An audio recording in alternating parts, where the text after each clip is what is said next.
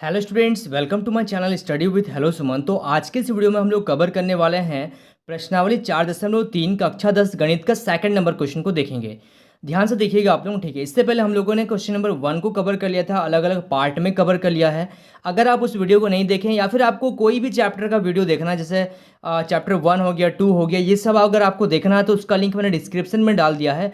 आप जाकर डिस्क्रिप्शन में जाइए और आपको प्रॉपर तरीके से प्लेलिस्ट मिल जाएगा हर चैप्टर का अलग अलग, ठीक है।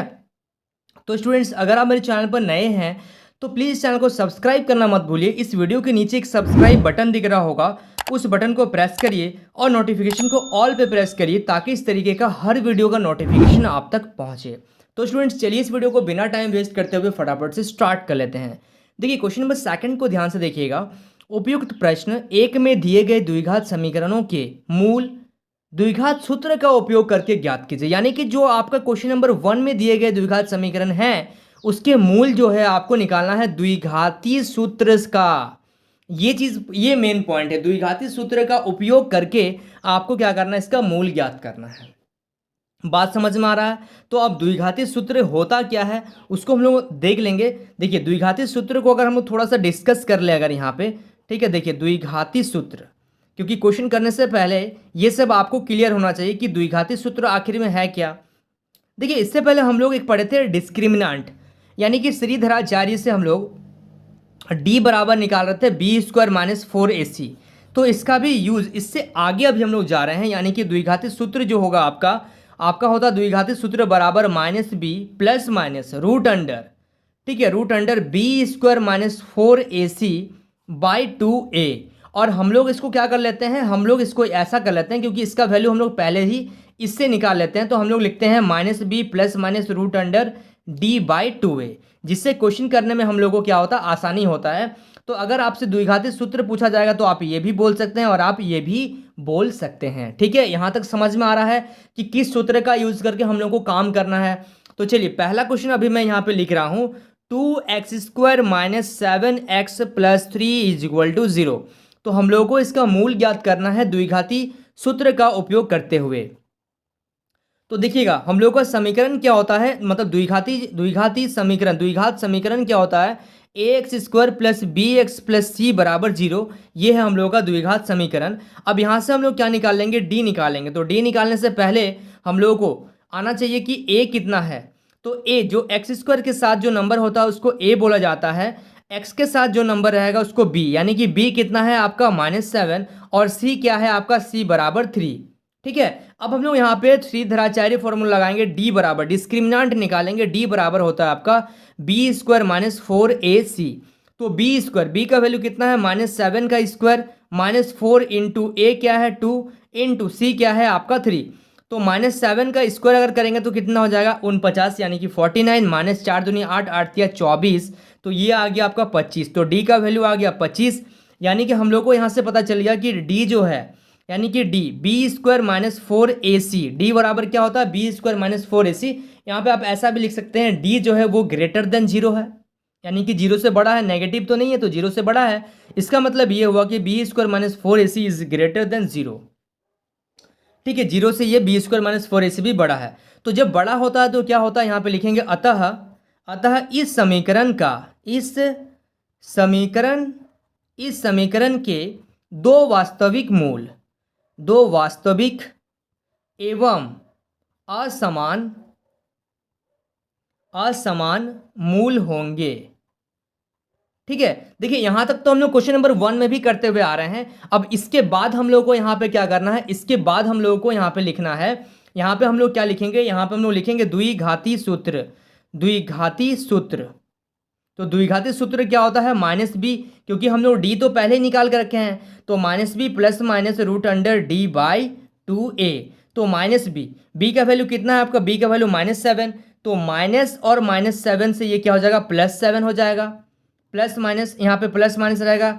डी का वैल्यू कितना, डी का वैल्यू है 25/2 इंटू ए का वैल्यू कितना है, ए का वैल्यू है 2, ठीक है। तो यहाँ से आपका कितना आ गया, यहाँ से आपका आ जा रहा है प्लस का 7। देखिए, तो यहाँ पे हम लोग लिखेंगे 7 plus minus root under 5, root under 25। तो रूट अंडर 25 को रूट जब निकालेंगे आप 25 का एलसीएम लेंगे तो क्या होगा, 5 25 25 यानी कि √5 का स्क्वायर आ जाएगा। तो स्क्वायर से रूट कैंसिल हो जाएगा, यानी कि यहाँ पे क्या आ गया, 5 आ गया, और यहाँ पे 2 गुना 2 कितना आ गया, 4 आ गया।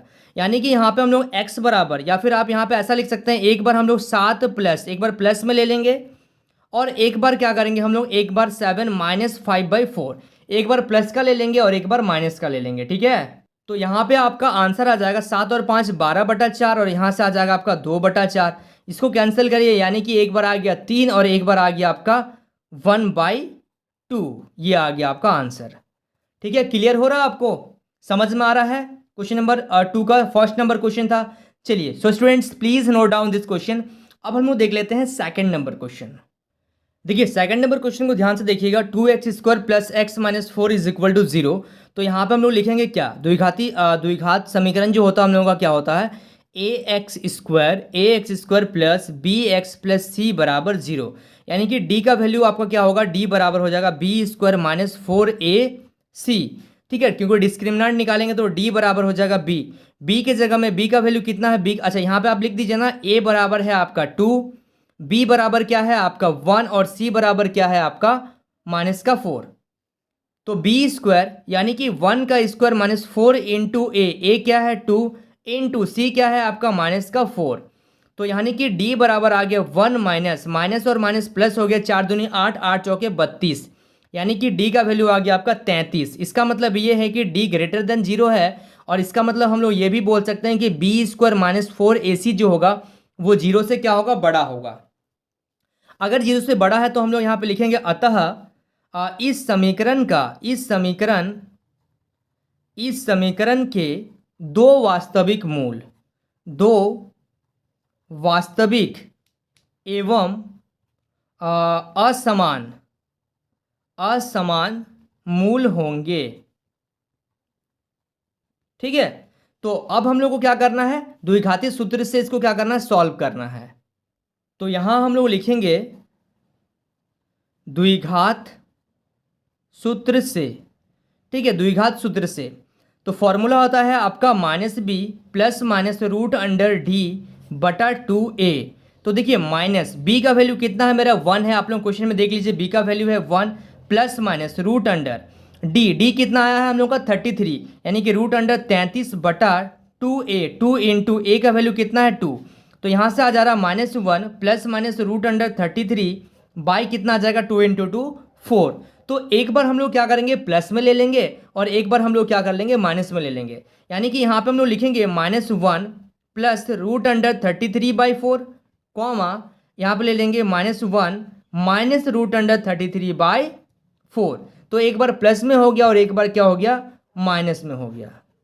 ठीक है, बात समझ में आ रहा है कि नहीं आ रहा है, क्लियर हो रहा ना। चलिए so students please note down this question. अब हम लोग देखते हैं थर्ड नंबर क्वेश्चन। देखिए थर्ड नंबर क्वेश्चन को ध्यान से देखिएगा, 4x² + 4√3x + 3 = 0। ठीक है, तो यहाँ ध्यान से देखिएगा, हम लोग का जो द्विघात समीकरण होता है वो होता है आपका ax² + bx + c = 0।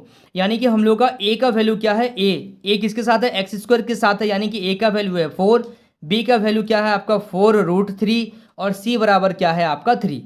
तो यहाँ से देखिएगा d = डिस्क्रिमिनेंट हम लोग को निकालना है, यानी कि d का वैल्यू निकालना है। तो d बराबर होता है आपका b² - 4ac। तो b² यानी कि 4√3 का स्क्वायर -4 इंटू a कितना है 4, और आपका c कितना है, c है आपका 3, यानी कि 4√3 का स्क्वायर, यानी कि 4√3 का स्क्वायर क्या होगा, ध्यान से देखिएगा, 4√3 दो बार लिखेंगे इंटू 4√3।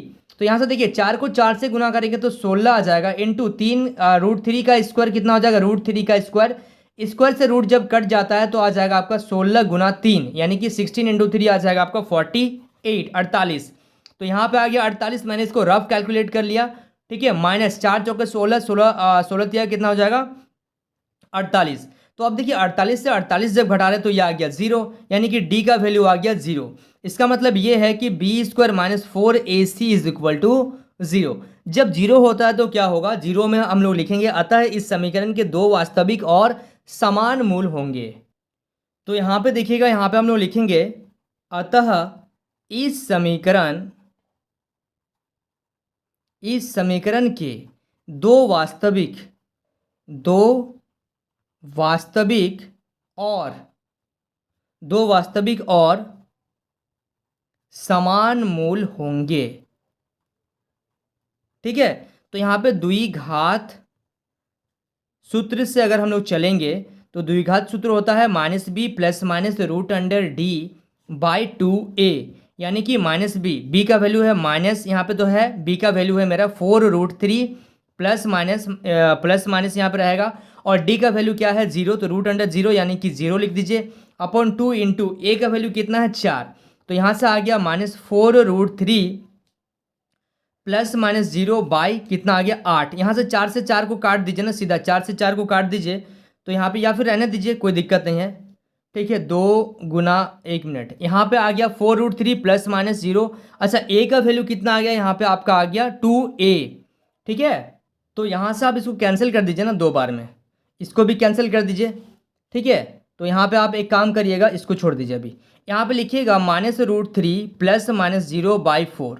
तो एक बार आप क्या करिएगा, प्लस में लिखिएगा, यानी कि -√3 प्लस 0/4, और एक बार लिखिएगा -√3 माइनस 0/4, यानी कि आपका जो इसमें आता है, जो वैल्यू आता है वो सेम क्यों मैंने बोल रहा, पहले ही हम लोग का जब अगर d 0 आता है तो हम लोग क्या लिखते हैं कि इसका मूल जो होगा समान होगा। देखिए समान कैसे हो रहा है, -√3/4, 0 का तो कोई मतलब है नहीं, और यहाँ पे भी आ गया -√3/4, तो आंसर मेरा क्या आ गया, दोनों जो वैल्यू आया है, इसका मतलब दोनों जो मूल आया है वो क्या है, इक्वल है, यानी कि बराबर है। ठीक है, समझ पा रहे हैं आप लोग। चलिए, so students please note down this question. अब हम लोग देखेंगे क्वेश्चन नंबर 4, जो कि आपका क्वेश्चन नंबर 2 का लास्ट क्वेश्चन है। देखिए क्वेश्चन नंबर 4 को ध्यान से देखिएगा, 2x² plus x plus 4 is equal to 0। तो यहाँ से आपका द्विघात जो समीकरण होता है वो क्या होता है, ax² plus bx plus c is equal to 0, यानी कि यहाँ से हम लोग d का अगर वैल्यू निकालेंगे तो d बराबर हो जाएगा आपका b² माइनस 4ac। अच्छा, d निकालने से पहले हम लोग a बराबर कितना है 2 है, b बराबर क्या है 1 है, और c बराबर क्या है 4 है, तो d is equal to b² minus 4ac, और b का वैल्यू कितना दिया गया है 1 का स्क्वायर माइनस 4 इंटू a कितना है आपका 2 है, और c कितना है 4 है, तो 1 माइनस 4 दूनी 8, 8 चौके 32, तो जब आप इसको घटा देंगे प्लस और माइनस माइनस, 32 में से 1 चल गया तो 31 आ गया, और 32 बड़ा है, इसके आगे माइनस का साइन है, तो यहाँ पे क्या लगेगा, माइनस का साइन लगेगा, यानी कि d जो होगा वो 0 से क्या है, छोटा है, इसका मतलब b² माइनस 4ac जो होगा वो छोटा होगा, 0 से छोटा होगा। इसका मतलब हम लोग यहाँ पे ये लिखेंगे, अतः इस समीकरण का कोई वास्तविक मूल नहीं है। ठीक है, जब वास्तविक मूल ही नहीं है तब आप आगे इसको द्विघाती सूत्र से आप इसको सॉल्व नहीं कर पाएंगे। ठीक है, समझ में आ गया आप लोगों को, क्वेश्चन नंबर 2 पूरा कंप्लीट हो गया इस वीडियो में। So students please note down this question. So students I hope आपको इस वीडियो से काफ़ी कुछ सीखने को मिला होगा। वाकई अगर आप इस वीडियो से कुछ सीखे हैं तो इस वीडियो को लाइक करिए, हमारे चैनल को सब्सक्राइब करिए, और इस वीडियो के एंड में कमेंट करना मत भूलिएगा। तो स्टूडेंट्स मिलते हैं नेक्स्ट वीडियो में, तब तक के लिए बाय।